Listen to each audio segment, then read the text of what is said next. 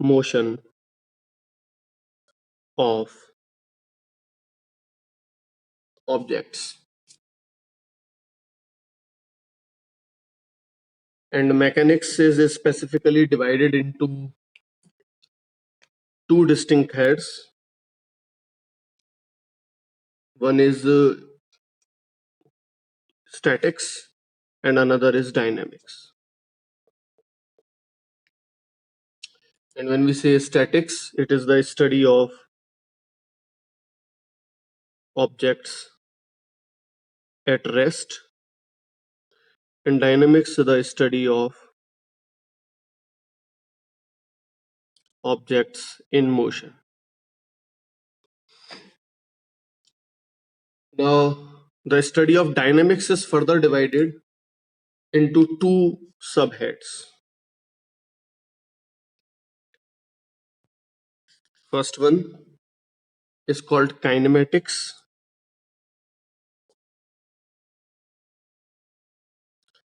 and kinematics is what? It is the study of motion without taking the cause of motion into consideration. तो kinematics में हम लोग क्या कर रहे हैं? हम लोग ये पता लगाने की कोशिश कर रहे हैं कि मोशन हो तो रहा है, लेकिन हम इस पर बिल्कुल ध्यान नहीं दे रहे हैं कि क्यों हो रहा है वो motion. So that is kinematics basically. अगर मैं इसको शॉर्ट फॉर्म में बोलूं तो kinematics is the mathematical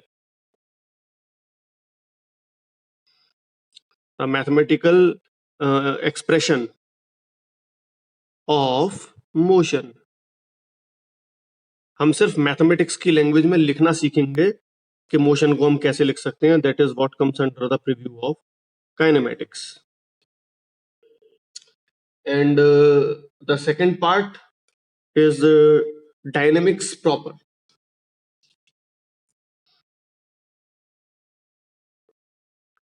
Dynamics proper. Dynamics proper में हम लोग मोशन और उसके कॉजेस को भी डील करेंगे. It is the proper study of motion, proper study of motion taking cause of motion into consideration.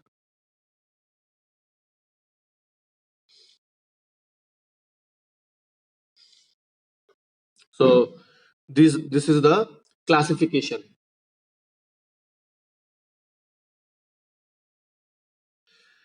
तो हम कुछ स्पेसिफिक टर्म्स यूज करेंगे इस चैप्टर में. That was devised by Galileo. तो हम उसको टर्मिनोलॉजी बोल दे रहे हैं. तो we can say that motion can be described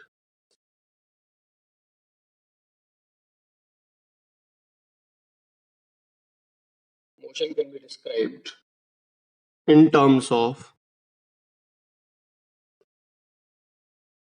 number one, two concepts.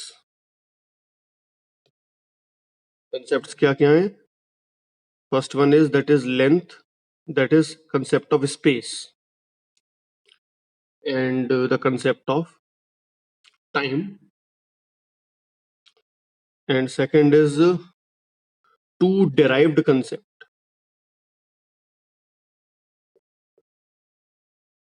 First is velocity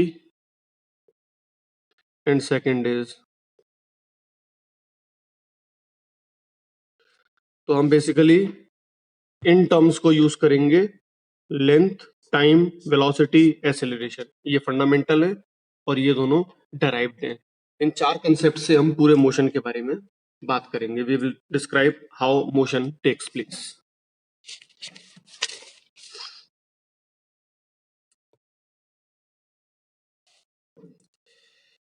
Now let us talk about frame of reference.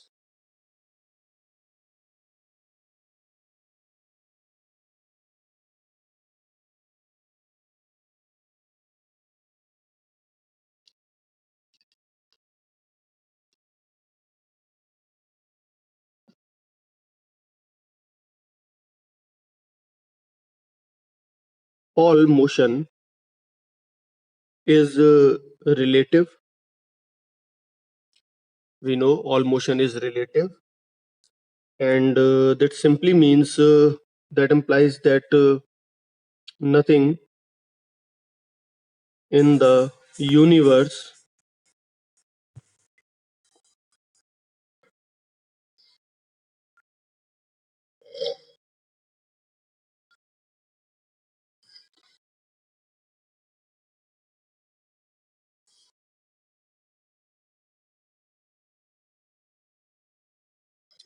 nothing in the universe can be said to be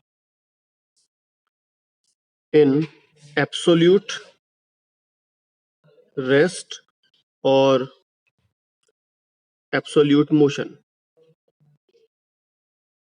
हम हमेशा relative बात कर रहे हैं, तो universe में कोई चीज एब्सोल्यूट रेस्ट पे है, एब्सोल्यूट मोशन में है, ऐसा कभी कहा नहीं जा सकता. So we can say that rest and motion are relative terms. Rest and motion are relative terms. तो इसमें हम किस हिसाब से देख रहे हैं, तो we can say the body relative to which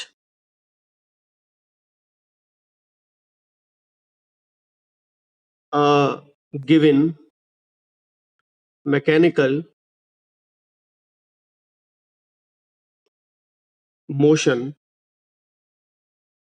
is being considered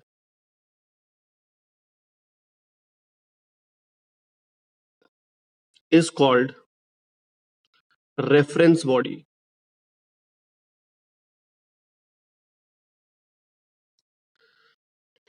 मतलब दो बॉडी हैं, उनमें से जिसके मोशन को हम देख रहे हैं वो तो मैकेनिकल मोशन कर रही है बॉडी, और जिसके अबाउट देख रहे हैं उसको हम रेफरेंस बॉडी बोल रहे हैं. तो फॉर एग्जांपल अगर ये एक रोड है और इस रोड पे एक आदमी खड़ा हुआ है और यहाँ पे एक कार है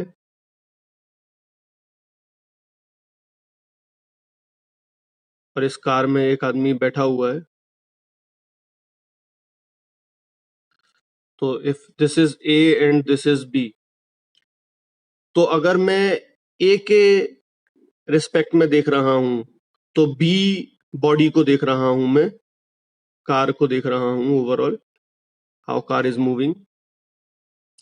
तो ए इज द रेफरेंस बॉडी. और अगर बी पे देखता हूं, ये आदमी देख रहा है, तो B is the reference body. तो जो देख रहा है वो रेफरेंस बॉडी कहलाएगा. So we can say that observer is the reference body.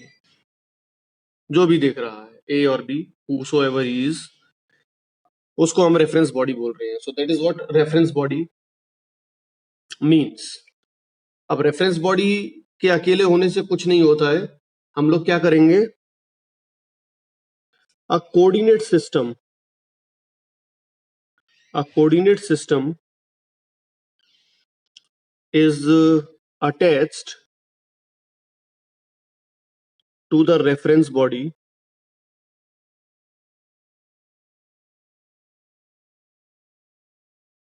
Coordinate system reference body के साथ अटैच कर देते हैं.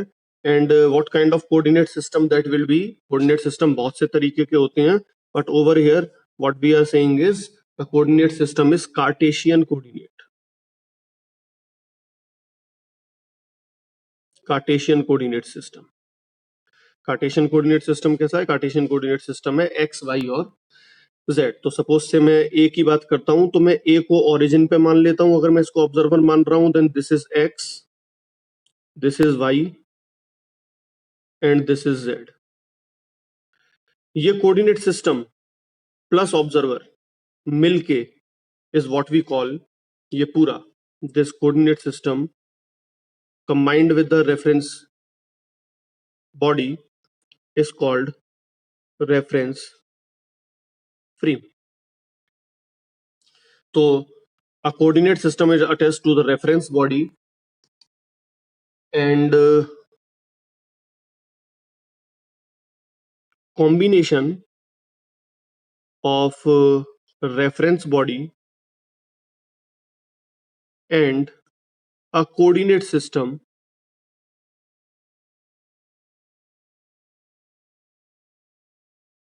is called a reference frame, और हम इसको क्या बोलते हैं, frame of reference. This is what we mean by frame of reference. तो फ्रेम ऑफ रेफरेंस बहुत स्टेप बाय स्टेप प्रोसीजर है। फॉर एग्जाम्पल मैं ये मान लेता हूं कि this part is whole space, this is space.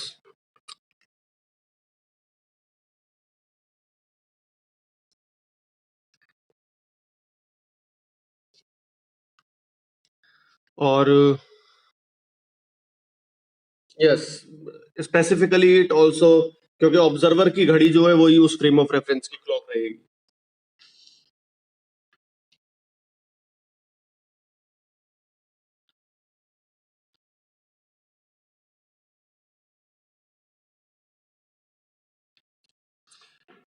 तो लेट्स से तुम यहाँ पर फ्लोट कर रहे हो इस तरीके से, और इधर से एक स्पेसशिप जा रही है, सपोज से this is the spaceship UFO.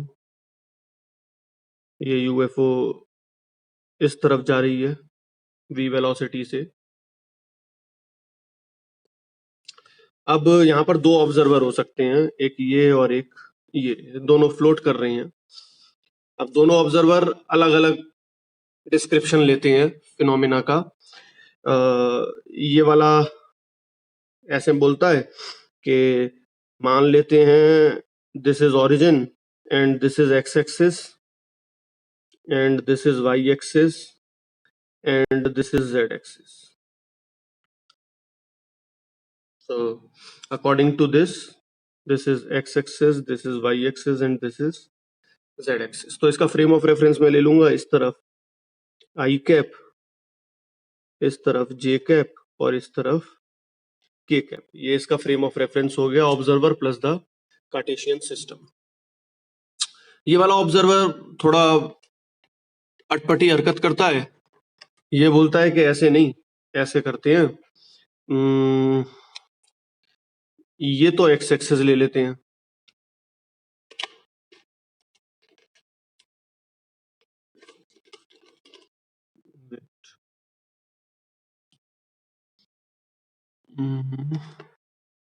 Let's say ये बोलता है this is x axis and then what will be y axis, the axis perpendicular to y axis, x axis will be y axis and in this direction would be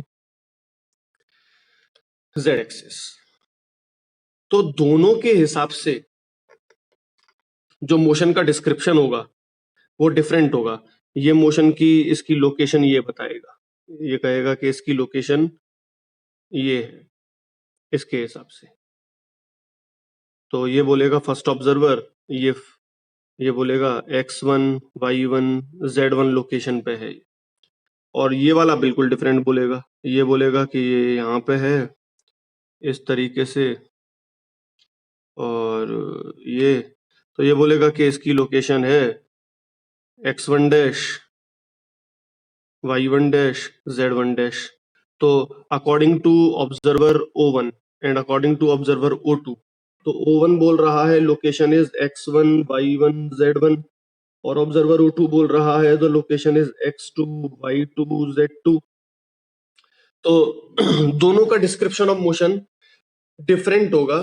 so over here the frame of reference is quite important, क्योंकि पूरी representation को change कर देगा. तो we can say that description of motion will be different for O1 and O2. O1 और O2 दोनों observer के लिए description of motion would be different, क्योंकि उन्होंने अपना फ्रेम ऑफ रेफरेंस अलग अलग माना है. और यहाँ पर एक चीज हम नोट कर सकते हैं कि इन न्यूटोनियन मैकेनिक्स जो न्यूटन ने दी थी, time is absolute. So no clock is required. किसी ने अभी पूछा था कि क्लॉक रहेगी कि नहीं सर. तो जब तक हम न्यूटोनियन मैकेनिक्स पढ़ रहे हैं तब तक तो दोनों के लिए टाइम सेम स्पीड से चल रहा है. हम रिलेटिविस्टिक मैकेनिक्स नहीं पढ़ रहे हैं जो आइंस्टाइन ने दी थी. अगर आइंस्टाइन की मैकेनिक्स होती तो हमको इसकी और इसकी घड़ी, दोनों ऑब्जर्वर को अलग अलग घड़ी देनी पड़ती. Am I clear up till over here?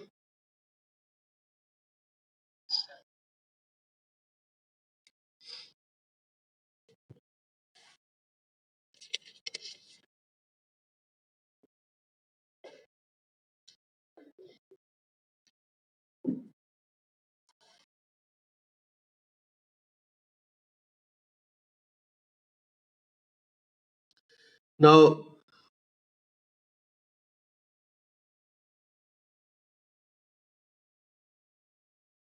the line along which the particle moves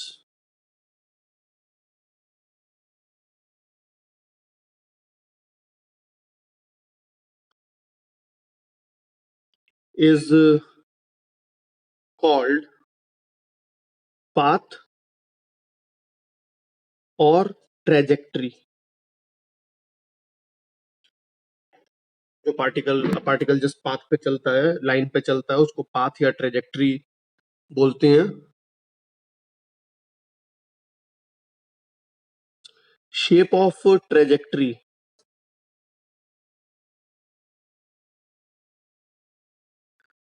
are basically दो तरीके की शेप ऑफ ट्रेजेक्ट्री हो सकती हैं, या तो रेक्टिलिनियर और and curvilinear.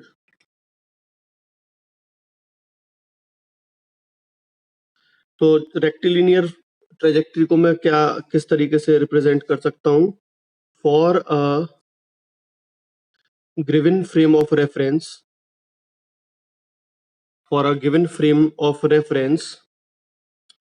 if trajectory is a straight line, तो उसको हम लोग रेक्टिलिनियर ट्रेजेक्ट्री बोल रहे हैं. और कर्विलिनियर हम बोल सकते हैं for a given frame of reference if trajectory is a curve.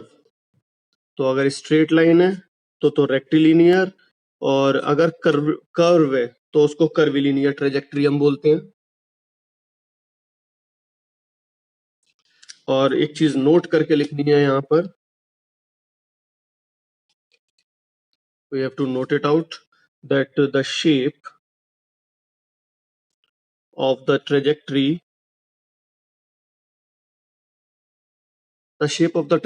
depends on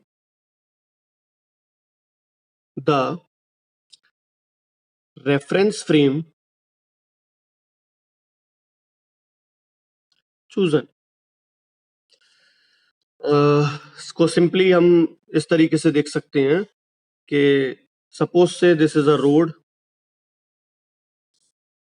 और इस रोड पे एक चलती हुई कार से एक आदमी एक बॉल को ड्रॉप कर रहा है, assuming there is no friction, no air friction assumed.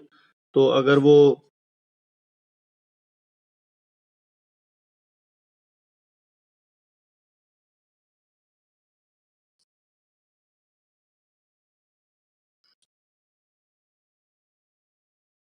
वो कार से अगर एक बॉल ड्रॉप कर रहा है तो कार इस तरफ सपोज से 100 किलोमीटर पर आवर की स्पीड से आगे जा रही है, and if he is dropping the ball from the car, moving car, तो दो ऑब्जर्वर हो सकते हैं। एक तो the observer who is in the car, एक तो ये ऑब्जर्वर है जो ड्रॉप कर रहा है, और एक ऑब्जर्वर है जो रोड पे खड़ा हुआ है। तो दिस इज से ओ कार, ऑब्जर्वर इन कार और ऑब्जर्वर ऑन रोड। तो कार वाले ऑब्जर्वर को फ्रिक्शन नहीं है एयर का, तो कार वाले ऑब्जर्वर को कैसा लगेगा? कार वाले ऑब्जर्वर को इसका मोशन किस तरीके का फील होगा? कार वाले ऑब्जर्वर को ऐसा फील होगा कि observer in car, what he will see, observer in car, क्योंकि एयर फ्रिक्शन नहीं है, एयर फ्रिक्शन नहीं है तो बॉल रुकेगी नहीं, तो उसको ऐसा लगेगा बॉल आगे की तरफ उसी स्पीड से चल रही है। So the motion of ball will be with the speed of 100 kilometre per hour. उसको ऐसा लगेगा बॉल ऐसे चल रही है स्ट्रेट लाइन में, और ग्रेविटी उसको नीचे खींचेगी, तो ग्रेविटी उसको नीचे खींचेगी तो नीचे इस पे फोर्स लगेगी ग्रेविटी की, तो इसको उस बॉल का मोशन इस तरीके से लगेगा कि थोड़ी देर बाद ये ग्राउंड पे गिर जाएगी इस तरीके से। तो उसको ऐसा लगेगा कि बॉल ऐसे ऐसे ऐसे करके ग्राउंड पे गिर गई under the effect of gravity. This is for the observer who is looking in the car. तो sorry, this is for the observer who is looking from the road, he is in the road, or observer in car, what he will see, observer in car will see, तो observer की location पहले ये है, फिर observer की location ये है, फिर ऑब्जर्वर की लोकेशन ये है, फिर ऑब्जर्वर की लोकेशन ये है, यहाँ पर ऑब्जर्वर यहीं खड़ा हुआ है, उसको बॉल ऐसे गिरती हुई दिख रही है, और कार का जो ऑब्जर्वर है उसकी लोकेशन ये है, तो पहले बॉल जब उसने यहाँ से छोड़ी तो उसको ऐसा लगेगा नीचे जा रही है, फिर यहाँ पर खड़ा होगा तो उसको लगेगा नीचे जा रही है, नीचे जा रही है, क्योंकि आगे की तरफ तो उसी स्पीड से चल रही है जिस स्पीड से वो है, तो उसको ओवरऑल मोशन कैसा लगेगा? उसको ओवरऑल मोशन ऐसा लगेगा कि बॉल सीधे स्ट्रेट लाइन में फॉल कर रही है। तो for observer in car, this is the final path, this is the final path of the ball, observer in car, and this is the path of the ball for the observer on road, इस observer के लिए। So we can conclude from over here that for observer in car the trajectory is rectilinear, and for the observer on road the trajectory is curvilinear. So hence we can show that the trajectory depends upon the reference frame chosen. यहाँ पर इसका reference frame तो rest पे है, इसका reference frame I cap, J cap और के cap, reference frame is at rest, frame of reference at rest इस ऑब्जर्वर के लिए। But for this observer frame of reference is moving along x-axis with 100 kilometre per hour. तो इसका frame of reference I cap, J cap, के cap, और आई cap की तरफ में 100 किलोमीटर पर आवर की स्पीड से in this direction 100 kilometre per hour की स्पीड से इसका फ्रेम ऑफ रेफरेंस चल रहा है। तो ये भी 100 की स्पीड से, ये भी 100 की स्पीड से, ये भी 100 की स्पीड से इस तरफ चल रही है बॉल, इसलिए उसको सिर्फ नीचे जाती हुई दिख रही। तो it is true that the shape of trajectory depend upon the frame of reference chosen. Here's initial velocity of ball is 100 क्योंकि कार के साथ में है,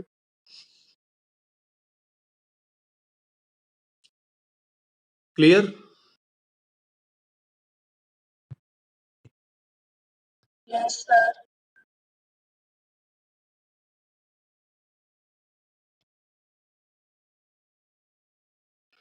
Alright, so that was something about the frame of reference.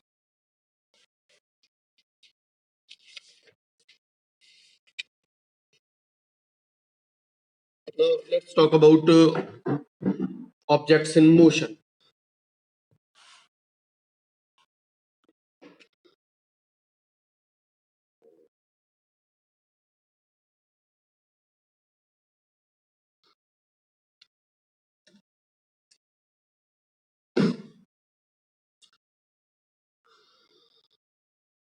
A body is said to be at rest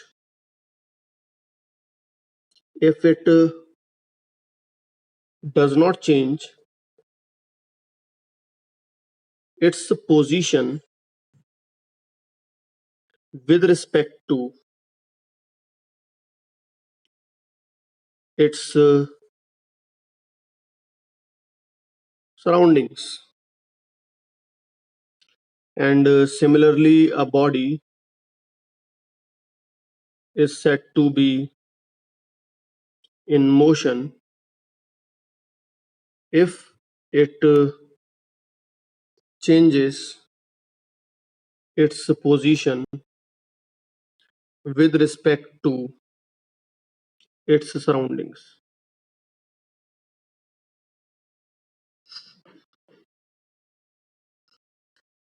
So,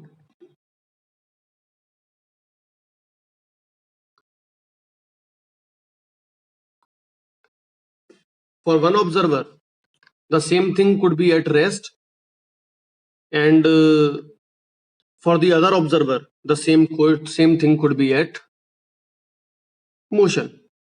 So it depends basically upon the observer and its frame of reference that we are defining rest or motion, and hence we conclude that with respect to surrounding, when it says with respect to surrounding, so we have to keep in mind that rest and motion are relative terms,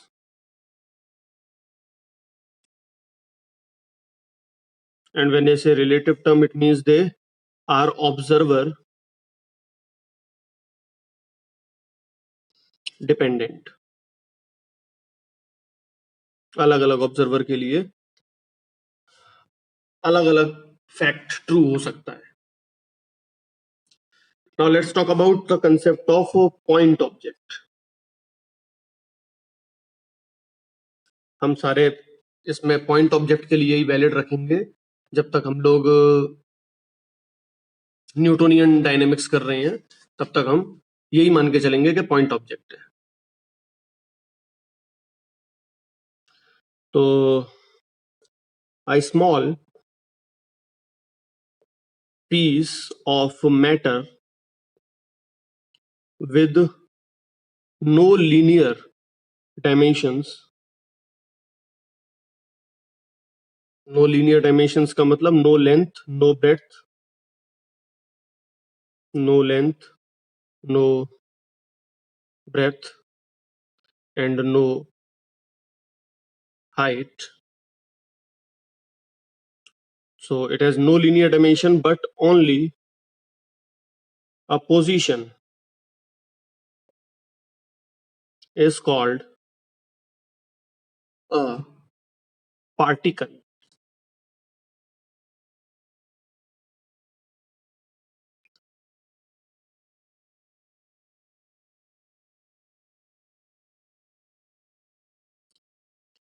तो ये तो this is mathematically true picture. In physics,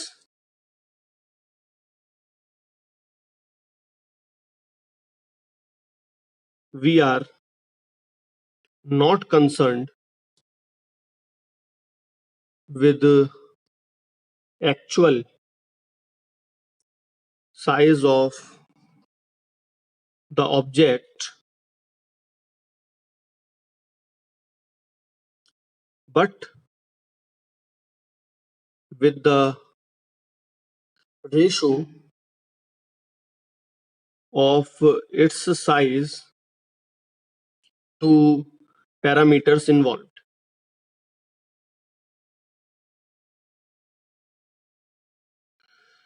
तो suppose say मैं example लेता हूं, a car between Delhi and Mathura.